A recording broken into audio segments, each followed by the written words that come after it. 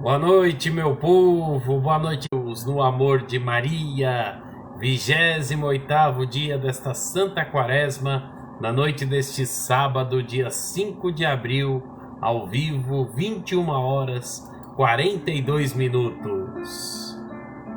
Senhor meu Deus, em vós procuro meu refúgio, em vós procuro meu refúgio.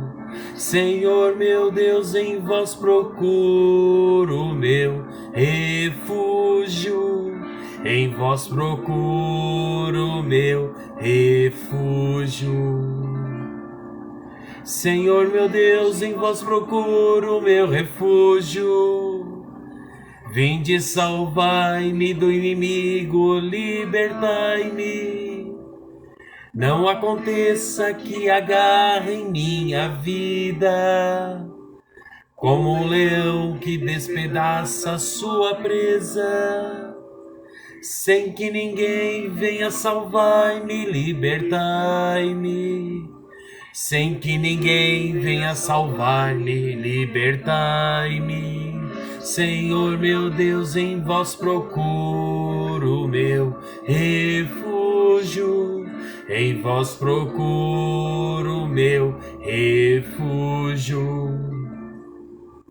Julgai-me, Senhor Deus, como eu mereço, e segundo a inocência que há em mim, ponde um fim à iniquidade dos perversos, e confirmai o vosso justo, ó Deus, justiça. Vós que sondais os nossos rins e corações, vós que sondais os vossos rins e corações, Senhor meu Deus, em vós procuro meu refúgio, em vós procuro meu refúgio. O Deus vivo é um escudo protetor e salva aqueles que têm reto coração. Deus é juiz e ele julga com justiça, mas é um Deus que ameaça cada dia. Senhor meu Deus, em vós procuro meu refúgio, em vós procuro meu refúgio. Em nome do Pai, do Filho e do Espírito Santo. Amém. Meu irmão, minha irmã, é diante da cruz de Jesus, é diante desta verdade que somos questionados. Qual é a nossa atitude diante da verdade de Cristo? O nosso coração precisa arder diante da verdade. O nosso coração precisa se movimentar num processo de verdadeira conversão diante da verdade de Cristo, a verdade que cura, que salva e que liberta. A verdade muitas vezes é dolorida, muitas vezes difíceis. As palavras da verdade que tocam o nosso coração, que precisa ser transformado e mudado. Às vezes nós deixamos para depois, mas o depois não existe. O que nós temos é agora, é a atitude do agora, do hoje, para a mudança da nossa vida. Eis que agora é o tempo favorável, é agora o dia da nossa salvação. Olhando para a cruz de nosso Senhor Jesus Cristo, nós rezamos pela Santa Mãe Igreja, pelo Papa Francisco, por nossa casa, família, igreja doméstica, santuário de vida e de amor, que deve buscar imitar a Sagrada Família de Nazaré, uma família sempre atenta à vontade de Deus. Assim nós nos colocamos em oração. Pai nosso que estais nos céus, santificado seja o vosso nome, venha a nós o vosso reino, seja feita a vossa vontade, assim na terra como no céu. Pão nosso de cada dia nos dai hoje, perdoai-nos as nossas ofensas, assim como nós perdoamos a quem nos tem ofendido, e não nos deixeis cair em tentação, mas livrai-nos do mal. Amém. Ave Maria, cheia de graça, o Senhor é convosco, bendita sois vós entre as mulheres, e bendito é o fruto do vosso ventre, Jesus. Santa Maria, Mãe de Deus, rogai por nós, pecadores, agora e na hora de nossa morte. Amém. Glória ao Pai, ao Filho e ao Espírito Santo, como era no princípio, agora e sempre. Amém. Ó meu bom Jesus, perdoai-nos e livrai-nos do fogo do inferno. Levai as almas todas para o céu e socorrei principalmente as que mais precisarem da vossa misericórdia. Amém. Meu irmão, minha irmã, na noite deste sábado, dia 5 de abril, a liturgia de hoje, desta quarta semana do tempo da Quaresma, do sábado, o Evangelho de São João, capítulo 7, versículo 40 ao versículo 53.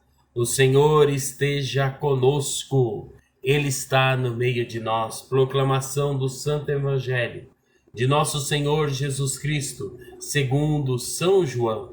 Glória a vós, Senhor. Naquele tempo, ao ouvirem as palavras de Jesus, algumas pessoas da multidão diziam: este é verdadeiramente o profeta. Outros diziam: ele é o Messias. Mas alguns objetavam: porventura o Messias virá da Galileia? Não diz a Escritura que o Messias será da descendência de Davi e virá de Belém, povoado de onde era Davi? Assim houve divisão no meio do povo por causa de Jesus. Alguns queriam prendê-lo, mas ninguém pôs as mãos nele. Então os guardas do templo voltaram para o sumo sacerdote e os fariseus, e estes lhe perguntaram: por que não o trouxestes? Os guardas responderam: ninguém jamais falou como este homem. Então os fariseus disseram-lhes: também vós vos deixastes enganar? Por acaso algum dos chefes ou dos fariseus acreditou nele? Mas esta gente que não conhece a lei é maldita. Nicodemos, porém, um dos fariseus, aquele que se tinha encontrado com Jesus anteriormente, disse: será que a nossa lei julga alguém antes de ouvir e saber o que ele fez? Eles responderam: também tu és Galileu, porventura? Vai estudar e verás que da Galileia não surge profeta. E cada um voltou para a sua casa. Palavra da salvação. Glória a vós, Senhor. Em nome do Pai, do Filho e do Espírito Santo. Amém. Meu irmão, minha irmã, continuando a leitura do capítulo 7 do Evangelho de São João, encerramos hoje uma parte da Quaresma para, no domingo, iniciarmos o chamado Tempo da Paixão, em que a Igreja cobre as imagens dos santos e dos crucifixos para nos concentrarmos na paixão de Cristo, fazermos um jejum do olhar e contemplarmos o grande mistério do amor que nos ama. No Evangelho de hoje é cheio de controvérsias e debates, porque os chefes dos judeus mandam os soldados prenderem Jesus, mas eles, mesmo tendo ido até o templo, voltam de mãos vazias. Então os sumos sacerdotes e os fariseus, indignados, começam a acusar os soldados e também o povo, dizendo-lhes: também vós vos deixastes enganar? Por acaso algum dos chefes ou dos fariseus acreditou nele? Mas esta gente que não conhece a lei é maldita. Nesse relato, vemos uma realidade histórica que miseravelmente parece se repetir. O povo começa a crer e ir atrás da verdade, mas os seus dirigentes, cegos pelo seu orgulho e pelo demônio, rejeitam a verdade que está gritando diante deles. De tal forma que, para os fariseus e para os chefes dos judeus, não resta outra coisa a não ser o argumento de autoridade. Povo estúpido, viu algum de nós acreditar nessas bobagens? Nós é que somos os líderes, os sábios que devem ser seguidos. No entanto, vocês se deixam enganar por este charlatão, por este Jesus vindo da Galileia. Por acaso algum profeta vem da Galileia? Todo mundo sabe que o Messias tem que vir de Belém. Esse argumento realmente está escrituristicamente correto, mas realisticamente errado. De fato, o Messias devia nascer em Belém e nisso os fariseus estão certos. Contudo, eles estão cegos para a realidade dos fatos, porque Jesus nasceu em Belém. E esta cegueira é ainda mais radical, porque é aquela de quem não enxerga porque não quer. O próprio Nicodemos, um desses chefes, questiona: será que a nossa lei julga alguém antes de ouvir e saber o que ele fez? Ninguém é mais cego do que aquele que não quer descobrir a verdade. Os soldados e todos aqueles que ouviam Jesus pregar compreenderam. Ninguém fala como este homem. Nele há algo divino, vindo de Deus. Não adiantou nem mesmo o alerta de Nicodemos. Os fariseus estavam totalmente fechados no seu egoísmo e na sua autojustificação. Certamente, o evangelho de hoje nos leva a pensar: qual é a nossa atitude diante da verdade de Cristo, da verdade que nos incomoda, da verdade que nos faz mudar de vida? Quantas e quantas pessoas estão na igreja, mas se agarram em suas posições, ao invés de se deixarem converter e mudar? Esse é um dos grandes dramas da igreja que existe desde sempre. Será possível que o ensinamento da tradição da igreja seja verdade quando o mundo inteiro crê no contrário? Contudo, se formos observar, veremos que aqueles que rejeitam Cristo são, no fundo, os líderes que querem se passar pelo mundo inteiro. Ora, nós estamos diante de um fenômeno onde, se apresentamos Jesus como ele é verdadeiramente, as pessoas passam a crer e segui-lo, dispostas a mudar. Mas logo as autoridades da sociedade moderna as convencem do contrário, pois desejam apenas um Jesus globalista e relativista, igual a todos os grandes mestres religiosos. Infelizmente, o Jesus católico, o único que pode mudar nossas vidas, é ignorado e então, mais uma vez, a sinagoga se reúne para condená-lo e proibir que o povo ouça a verdade do Messias, do Filho de Deus encarnado, o próprio Deus que vem nos revelar o seu mistério de amor. Louvado seja o nosso Senhor Jesus Cristo, para sempre seja louvado, em nome do Pai, do Filho e do Espírito Santo. Amém. 28º dia do Retiro Quaresmal, neste sábado 5 de abril. A Igreja e as Artes. Hoje meditaremos com frase dos santos e passagens da Sagrada Escritura sobre a vida interior.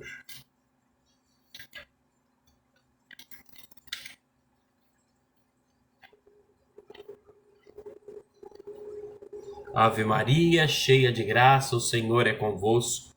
Bendita sois vós entre as mulheres e bendito é o fruto do vosso ventre, Jesus.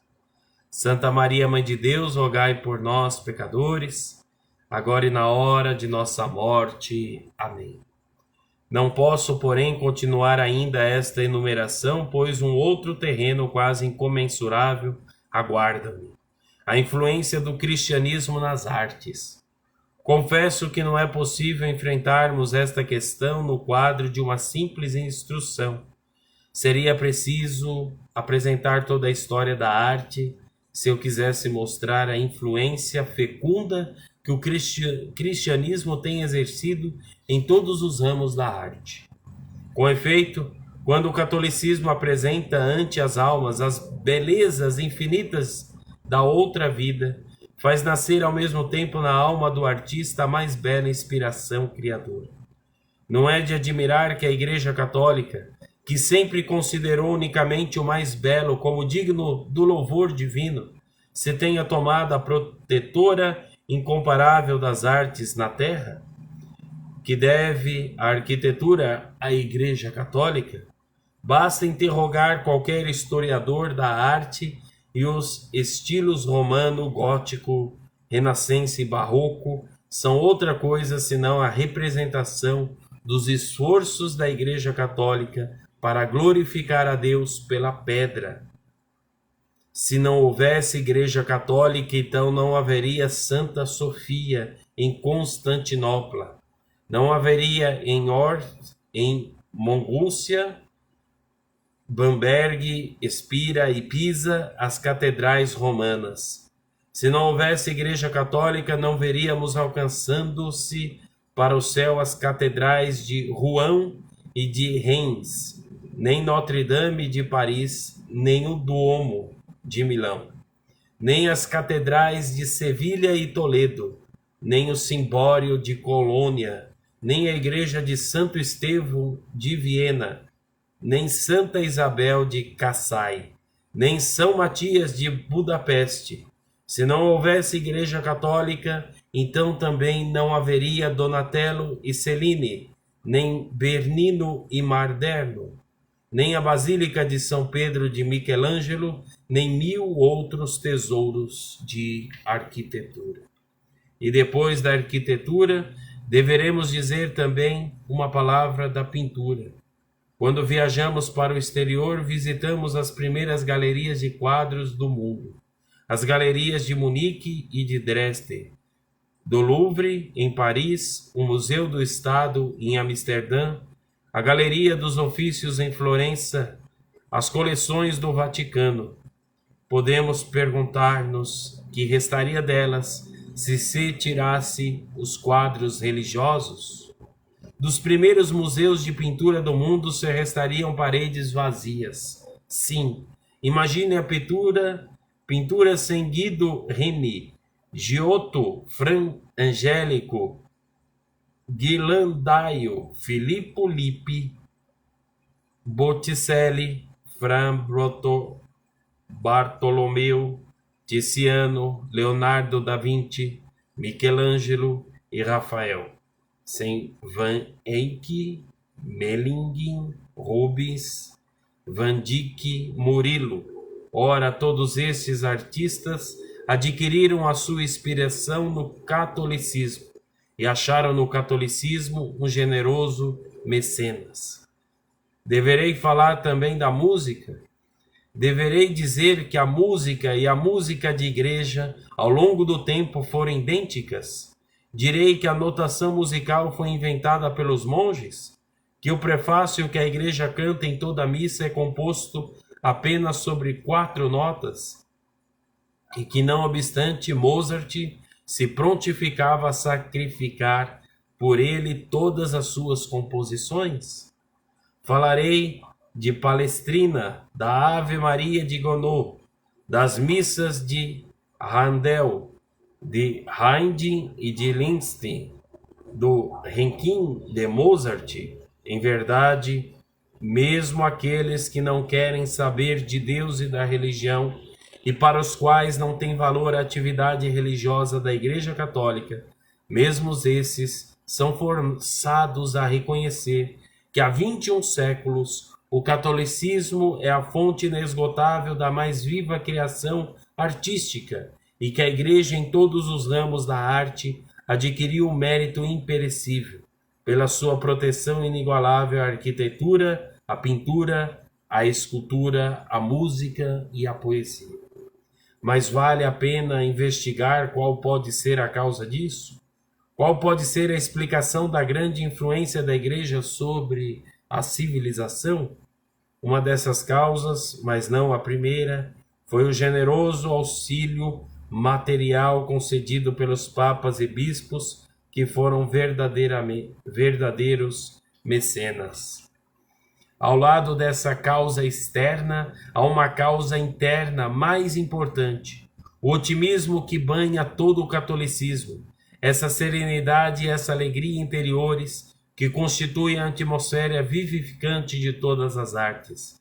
A vida certamente é penosa e austera, e a tarefa mais nobre consiste em dourar, em embelezar, em aureolar de luz essa vida austera e mesmo às vezes bem triste.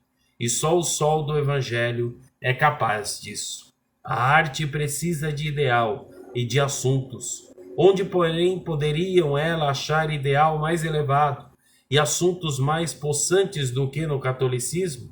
Assim não foi por acaso que do ideal sublime do culto de Maria saíram aos milhares imagens mais belas umas do que as outras, e que ele forneceu às dezenas de milhares assuntos, a música e a poesia. Não houve nem haverá jamais tema mais sublime, mais comovente e mais capaz de estimular a alma dos maiores artistas do que o menino Deus nos braços da Santíssima Virgem. Ora, esse é um simples episódio da vida da bem-aventurada Virgem.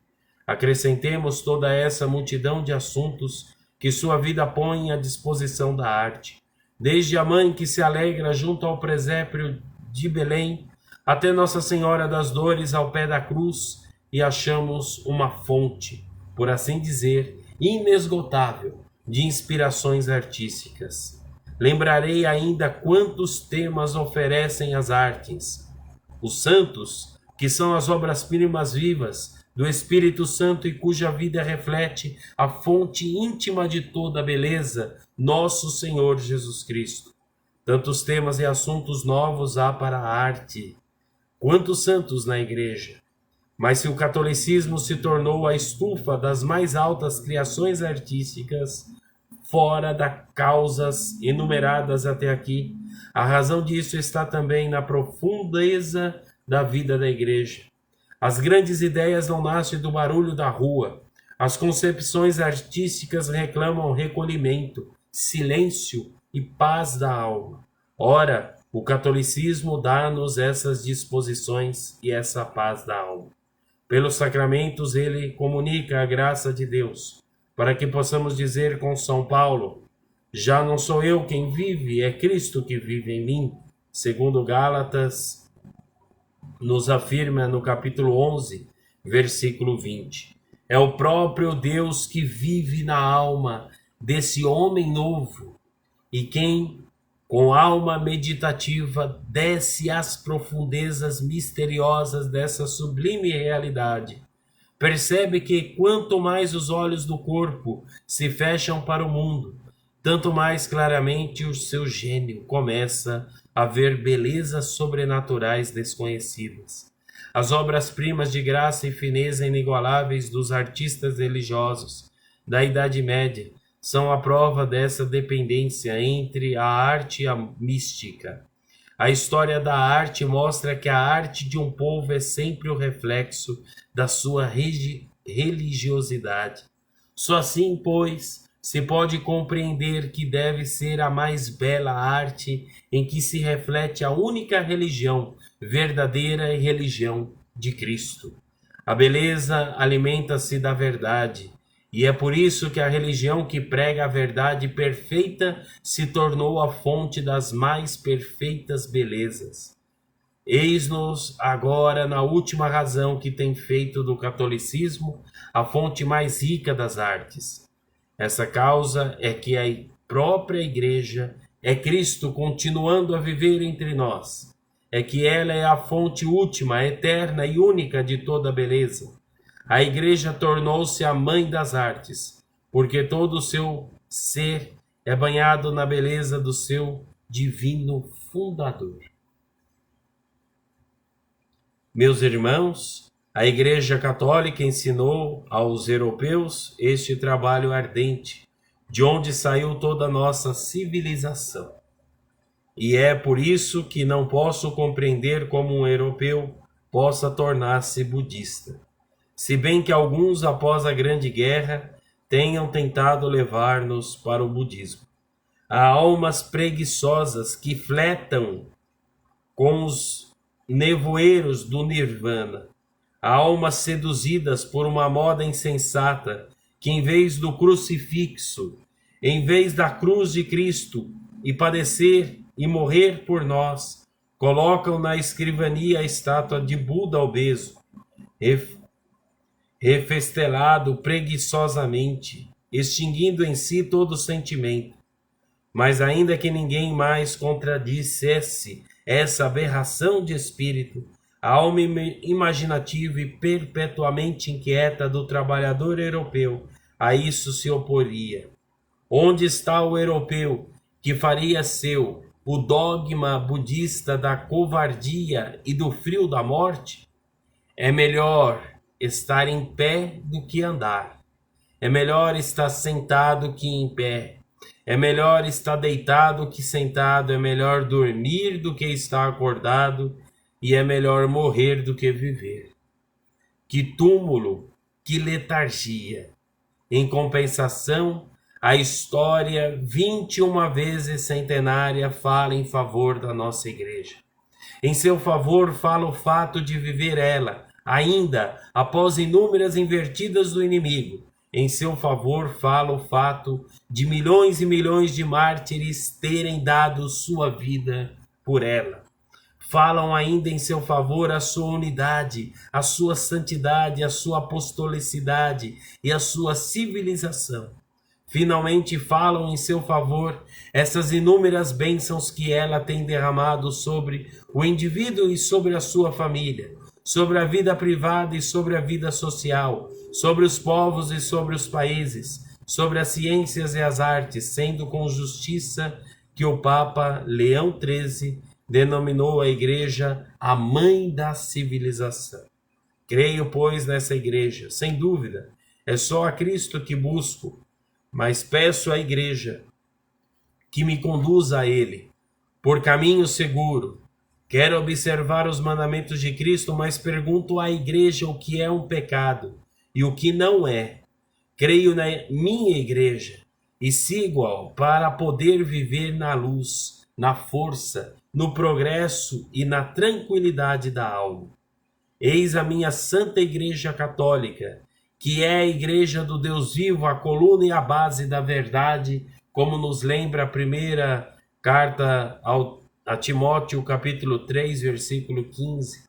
Não me envergonho dela, pois sei em quem pus a minha confiança. Nos lembra novamente a segunda carta de Timóteo, capítulo 1, versículo 12.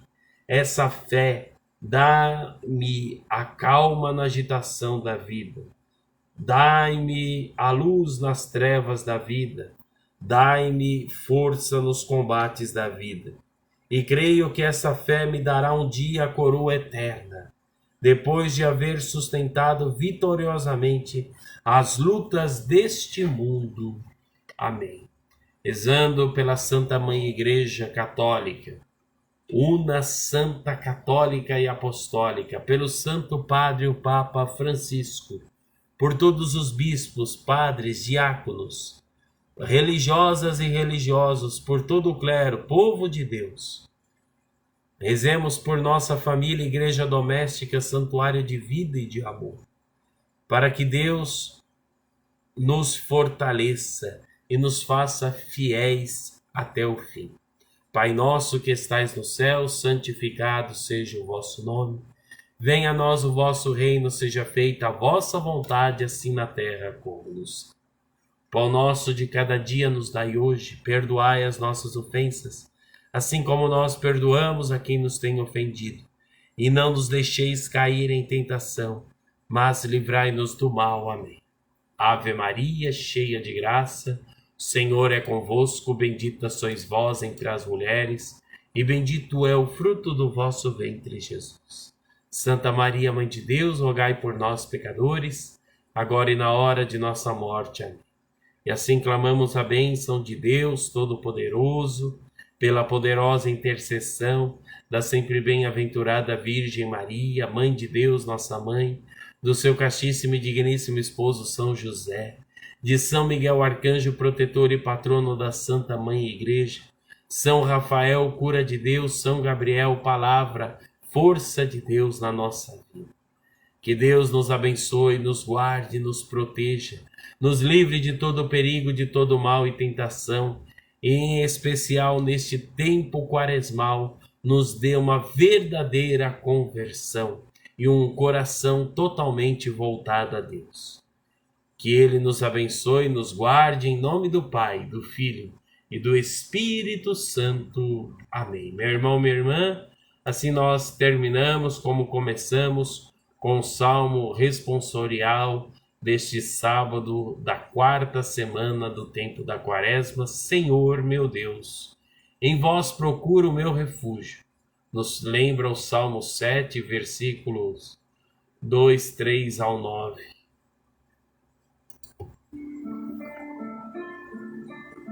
Senhor meu Deus, em vós procuro o meu refúgio. Em vós procuro o meu refúgio. Senhor meu Deus, em vós procuro o meu refúgio. Em vós procuro o meu refúgio. Senhor meu Deus, em vós procuro o meu refúgio. Vinde, salvai-me do inimigo, libertai-me. Não aconteça que agarrem minha vida, como um leão que despedaça sua presa. Sem que ninguém venha salvar-me, libertai-me. Sem que ninguém venha salvar-me, libertai-me. Senhor meu Deus, em vós procuro o meu refúgio. Em vós procuro o meu refúgio. Julgai-me, Senhor Deus, como eu mereço, e segundo a inocência que há em mim, ponde um fim à iniquidade dos perversos, e confirmai o vosso justo Deus justiça. Vós que sondais os nossos rins e corações, vós que sondais os nossos rins e corações, Senhor meu Deus, em vós procuro o meu refúgio. Em vós procuro o meu refúgio. O Deus vivo é um escudo protetor e salva aqueles que têm reto coração. Deus é juiz e Ele julga com justiça, mas é um Deus que ameaça cada dia. Senhor meu Deus, em vós procuro o meu refúgio. Em vós procuro o meu refúgio.